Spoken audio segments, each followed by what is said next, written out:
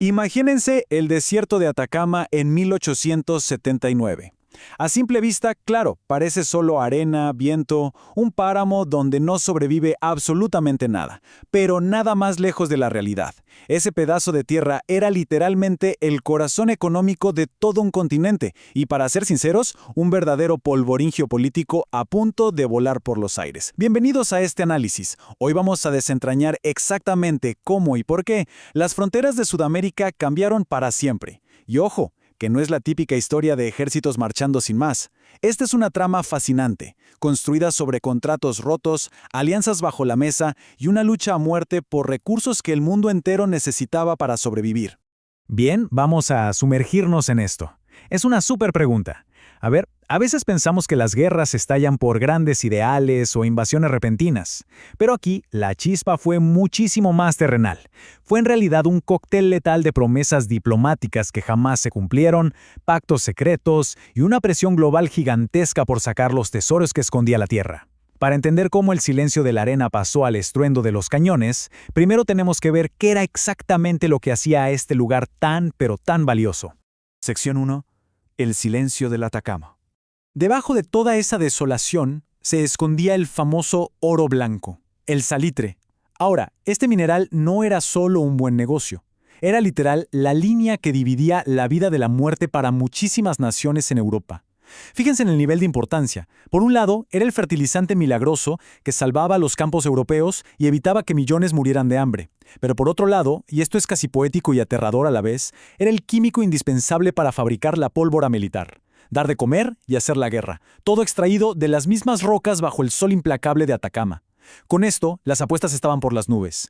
Quien controlara el salitre, básicamente, controlaba el futuro. Sección 2. El Tratado Olvidado. Ahora, lo que es realmente interesante aquí es cómo la diplomacia intentó contener toda esta tensión.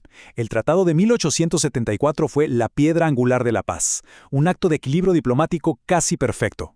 Chile acepta ceder sus antiguos reclamos al norte del paralelo 24, reconociendo que la zona de Antofagasta era territorio boliviano.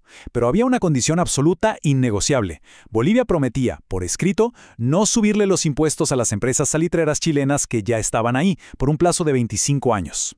Era un trato clarísimo. Concesiones territoriales a cambio de estabilidad económica.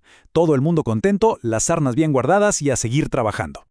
Pero resulta que la paz tenía un precio, y era exactamente de 10 centavos. En 1878, el presidente boliviano Hilarión Daza toma una decisión que quiebra la legalidad internacional. Clava un nuevo impuesto de 10 centavos a cada quintal de salitre exportado por las compañías chilenas. Y claro, 10 centavos suena a broma, ¿verdad? Es nada. Pero el problema no era el dinero. Era la violación directa, en papel, de la palabra empeñada en el tratado. Esos 10 centavos fueron la chispa exacta que hizo volar por los aires la promesa fundacional de paz. Sección 3. El pacto secreto. Y esto ilustra de manera brillante el nivel de desconfianza y paranoia de la época. Mientras la crisis por los impuestos escalaba, había corrientes mucho más oscuras moviéndose por debajo de la mesa. Teníamos dos realidades paralelas. Por un lado, la cara pública. El Tratado del 74, discursos de hermandad, fronteras fijas, reglas claras. Por el otro, la realidad oculta.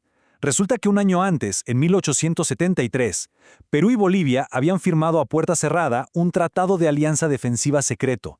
El objetivo, neutralizar la influencia de Chile en el Pacífico. Imagínense el impacto, dándose la mano en público y armando una alianza militar en privado. Cuando este secreto finalmente salió a la luz, la poca confianza que quedaba en la región se hizo pedazos. En medio de este verdadero caos, Lima manda al diplomático José Antonio de la Valle para intentar calmar las aguas entre Chile y Bolivia. Pero había un problema insalvable. Perú ya estaba amarrado de manos por su propio pacto secreto. Cuando en Santiago se enteran y confirman la existencia de esta alianza militar oculta, la misión Lavalle pierde toda su credibilidad de inmediato. Ya no era un mediador neutral, era el aliado militar del país que acababa de romper el tratado de los impuestos. Este intento tardío de salvar la situación solo sirvió para confirmar una cosa: los puentes diplomáticos estaban reducidos a cenizas. Sección 4. El desembarco de febrero. Y aquí las cosas empiezan a moverse rapidísimo. Ante la negativa de las compañías chilenas a pagar el impuesto ilegal, el gobierno boliviano da un paso drástico. Anuncian que van a confiscar y arrematar públicamente las propiedades de la compañía de salitres. La fecha fijada fue el 14 de febrero de 1879. Esta amenaza inminente de despojar a los ciudadanos de sus empresas y medios de vida obligó a una respuesta inmediata. Definitivamente ya no había tiempo para más cartas diplomáticas. Entonces, el punto crucial para entender los eventos que siguen es ver quién vivía realmente en esta zona. En ese año, escuchen esto, un asombroso 90% de la población de Antofagasta era de origen chileno. Solo el 10% restante era de otras nacionalidades, incluyendo bolivianos. Esta abrumadora realidad demográfica es fundamental porque explica exactamente por qué la acción militar de los días siguientes se dio sin encontrar absolutamente nada de resistencia civil. Y así llegamos a la mañana de ese 14 de febrero. Justo el día programado para el remate. 200 hombres, bajo el mando del coronel Emilio Sotomayor, tocan tierra en Antofagasta. Y los registros son muy claros. Esto no fue una invasión a sangre y fuego.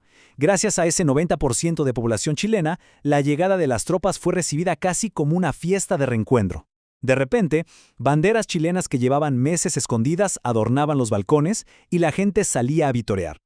Viendo la realidad en las calles, el prefecto boliviano Severino Zapata optó por retirarse hacia el interior sin que se disparara un solo tiro. Una ocupación 100% pacífica, pero que estaba cambiando la historia. Sección 5. El estallido oficial. Vamos a avanzar y ver cómo se va construyendo esto, porque una ocupación sin bajas no significaba que el peligro hubiera pasado. Al contrario, aquí es donde la mecha toca la pólvora seca. Fíjense en lo rápido que escala todo. 1878, el impuesto ilegal que rompe el tratado. 14 de febrero del 79, el intento de remate y el desembarco para proteger los bienes. Y finalmente, ya con las cartas de la alianza secreta sobre la mesa, llegamos al 5 de abril de 1879, el día en que el conflicto cruzó la línea de no retorno. Ya sin ninguna opción pacífica a la vista, el presidente Aníbal Pinto toma la decisión más difícil.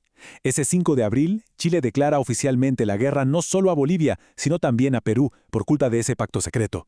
Se enfrentaban a un escenario logístico brutal, una guerra de dos frentes contra una alianza militar. Las probabilidades en contra eran monumentales. Para sobrevivir a esto, iban a tener que confiar ciegamente en la disciplina de un ejército terrestre pequeño pero sumamente profesional, y en una fuerza naval que tenía la gigantesca obligación de convertirse en la dueña absoluta del mar. Y esa urgencia de controlar el océano nos deja frente a una enorme incógnita. El desierto de Atacama había sido el testigo mudo de la chispa política, claro, pero el verdadero destino de esta guerra no se iba a decidir en la arena, se iba a pelear en las olas. Con la guerra declarada y las flotas zarpando, ¿quién lograría reclamar el dominio del Pacífico? Nombres que hoy son pura leyenda, como Arturo Prat y la corbeta Esmeralda, están a punto de encontrarse con su cita ineludible con la historia. Pero bueno, esta tremenda epopeya naval es fascinante y merece su propio análisis. Hasta nuestro próximo recorrido.